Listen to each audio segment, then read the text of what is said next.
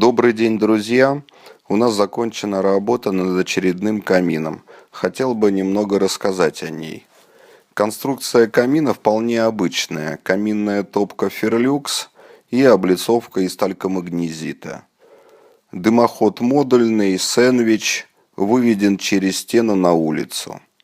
Но есть изюминка. В этот раз мы решили основательно поработать с дизайном. Не нужно особо присматриваться, чтобы понять, углы и полочки у облицовки камина не просто прямые со снятой фаской, как раньше. Рассмотрим поближе. Углы и грани скруглены, теперь они профильные. Применив профессиональную терминологию, выполнен профиль А. На полочке выполнен более сложный фигурный профиль. Он называется профиль О.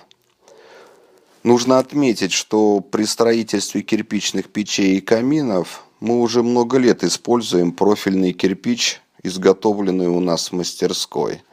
А вот в облицовке из натурального камня талькомагнезита эту технологию применили впервые.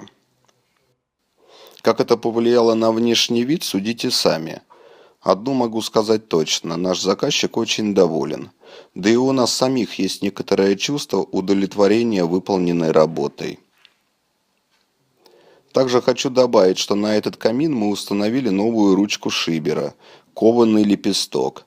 Кто заинтересовался такими ручками, пишите в комментариях.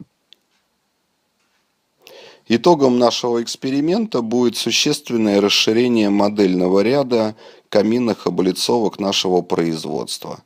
Добро пожаловать к нам на сайт morepechей.ru. Будет много интересного.